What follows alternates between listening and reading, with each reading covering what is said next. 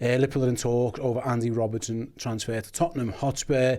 Liverpool have entered talks with Tottenham over the potential sale of Andy Robertson. Spurs wanted him in the summer for free. That's been brought forward on their end as well, and Liverpool are seemingly engaged or entertaining the talks at least, Paul. So that's where we're at with this one. Why we here? Yeah, it's very, very interesting, isn't it? I think we spoke, was it last week or maybe the week before, that we had a good chance to speak to Andy Robbo in the mix zone after the Barnsley game, I think it was now. And he, sort of said that he would like to stay, but he had to assess what options were on the table from the club with regards to a new contract. They are in talks over a new deal. But he also said he'd have to, survey the options that were external, from other clubs. And, we can't actually speak to Tottenham at the moment because they are English-based. He can speak to clubs from outside of England about the pre-contract agreements, but, Tottenham might have been sort of one of the clubs jockeying for position for Robertson in the summer if he decided that he wanted to move on. But looks like they brought forward that interest and are now in talks with Liverpool. It's been stressed that it is only preliminary talks, so nothing advanced at this stage. But the information we have is that, Robertson is keen to sort of get a bit of a resolution over the future. And, I think perhaps if this had been another player in the squad, Liverpool might have been minded to just said, you stay and put all hands on deck for the rest of the season. And, Arne Slot, barely an hour before this news broke, said that he expects to have the same squad that he's got at the moment, didn't he? And whether he interpreted that question as players coming into the squad or whether he meant, just generally in ins and outs, we'd have to sort of firm up with him tomorrow, I guess. But yeah, it's a little bit of a surprising one. But I guess Liverpool have got to weigh up the happy medium between, listening to what a player, that player wants, that specific player in terms of his, standing within the club, the service that he's given across the last 9 seasons, and whether they feel that moving him on at this stage might leave them compromised a little bit at left back, even though Milos Kerkez has come on leaps and bounds. So it's a very delicate one, and it's certainly one that is a surprise to many. And yeah, let's see what happens next. What I would say is at the moment, it's not, I wouldn't say, he's on the brink of a move to Tottenham or is set to sign for them this month.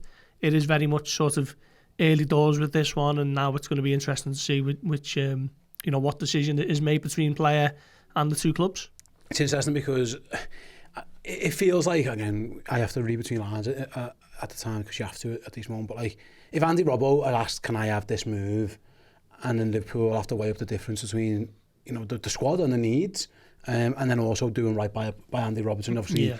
He has played actually a fair amount of games this year, but he's definitely understand now. He's the understudy at this moment in time to Milos Kerkez. So I think he spoke himself, didn't he, when he spoke to yourselves about he's done a lot for this club and he's more than repaid the transfer fee. There's a little bit of doing right by the player, but then also Liverpool will have to be quite selfish in terms of you can't just have one recognised left back for the entirety of the remainder of the season. That feels nonsensical as well. So is this one of those ones where you've got to kind of balance between what other options are available to replace him, and we'll touch upon that in a moment. Doing right by a player who has provided you unbelievable service, been an unbelievable servant to Liverpool both on and off the pitch, but also looking after your needs as well. And that sometimes can be a difficult one to square off. You've got to find the right balance between those two. Yeah, you have, yeah, undoubtedly. And it's not.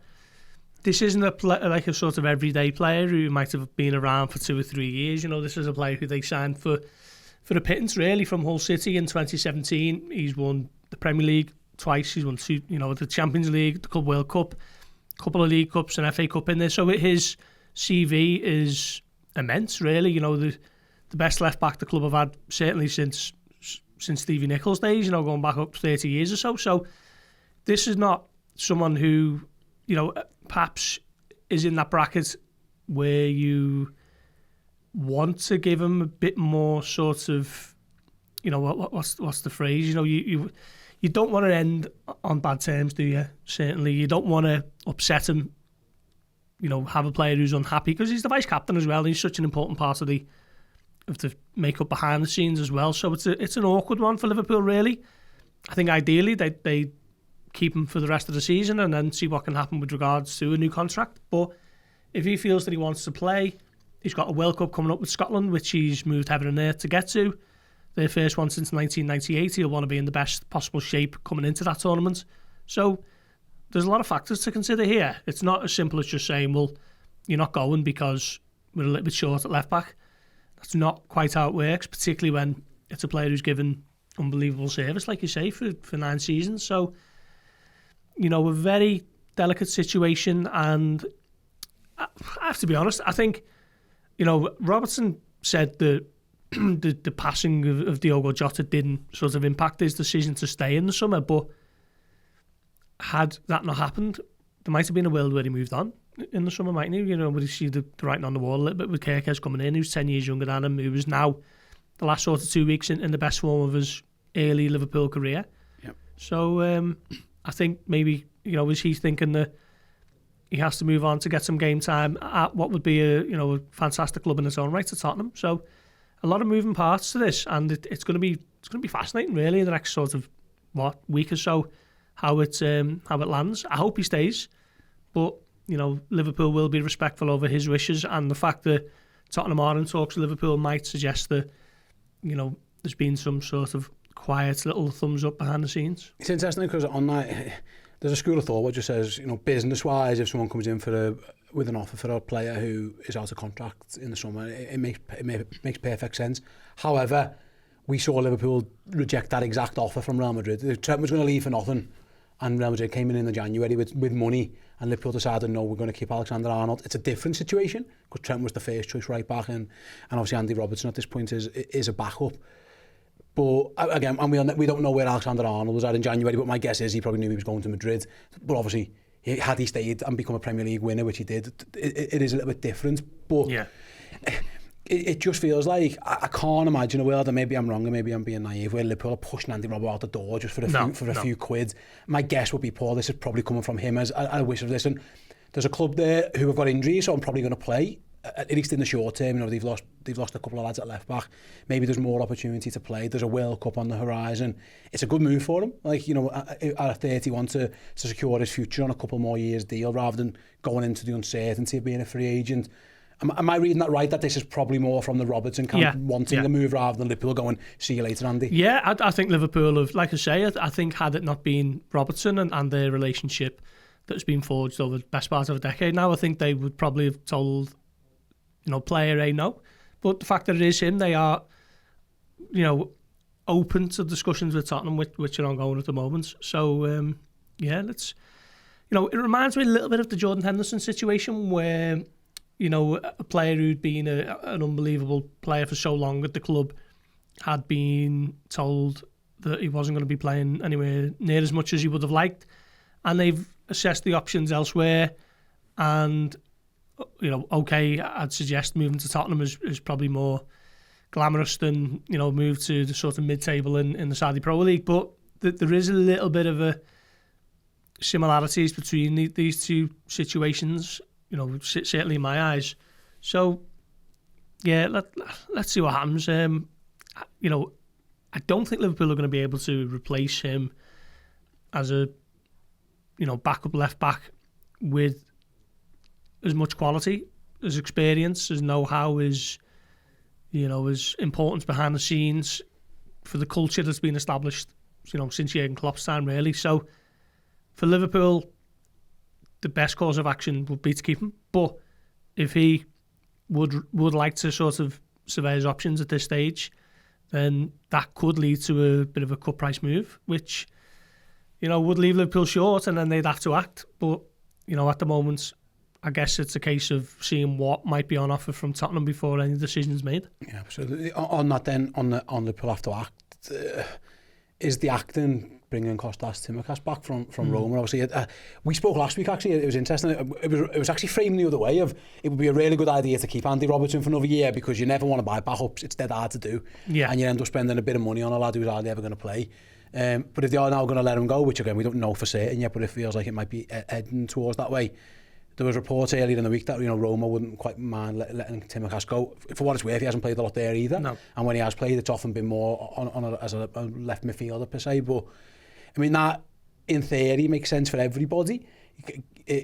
Robertson leaving, he's Scottish, so that is actually non-homegrown. It's not, he doesn't count. So you free a spot up, Costas brings it back in, doesn't cost you any money, and then you just reassess where you are in the summer for everybody. If Costas isn't playing in Rome, he might as well not play for us and be the backup, because Liverpool can't, Paul. They can't let Andy Robertson go and then say, right, Joe Gomez, by the way, you're also the backup left back when the backup right back's out for the season. The backup centre half's out for the season. That would be brainless. I can't imagine it. Unless, again, there might be a transfer lined up, but judging by Arna's comments in the press conference, that doesn't seem, unless he was lying, that doesn't seem like too forthright. So are we getting to a stage here where ducks in a row is like, bring Costas back, let Andy Robbo go. He fills in the backup left-back role, an experienced player, probably like you said, not as good, but as backup left-backs go, he could do a job, and then everybody kind of gets their wish. Is that maybe where they're heading? Yeah, possibly. I think he's only played between 300 and 400 minutes for Roma, hasn't he? And, if there is an option to recall him, that would seem like the obvious response to any Robertson departure. So, yeah, I mean, that does seem the obvious one, doesn't it? The alternative is what? Bringing in cover from elsewhere, which might cost, in this day and age, 10, 15, 20 million. Even going down the younger route, I don't think there's anyone sort of jumping off the page at academy level to fill in at left back at this point. I think Luke Chambers has just gone on loan, hasn't he, himself? So, yeah, I mean, bringing Costas back, I guess, would be the obvious, sort of remedy for Robertson moving on. So... Might cheer Mo Salah up. Yeah. Good mates. Yeah, but I just feel like you'd lose so much though, losing Robertson. I mean, there's a world here where, okay, it hasn't been a vintage Premier League season by any stretch, but Liverpool, I think, have shown enough in Europe to suggest that they could have a really decent crack at the Champions League.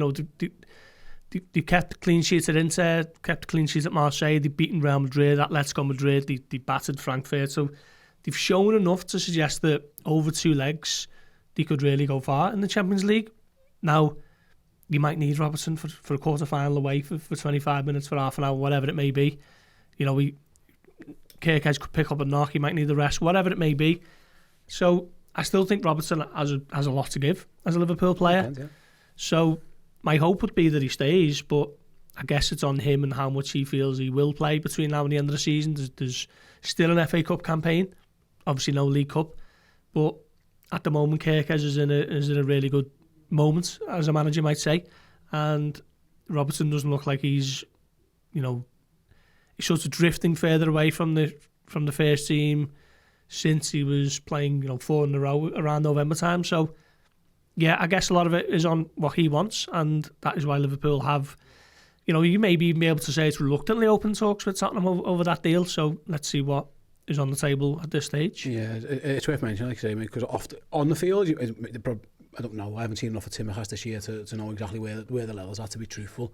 Off the field, you are right, he's the vice captain, Andy Robertson, he's a big presence, but the flip side of that is, and again, Andy Robertson's a professional, I'm sure he'd crack on and get on with it, but you don't want to keep an unhappy player vice captain and almost sour the last few months of his relationship with the club. It's a really fine balance. It's one where I don't think there's a single Liverpool supporter watching or listening to us now who's got, right, get Andy Robertson out and get Costas Tsimikas in, that makes us better.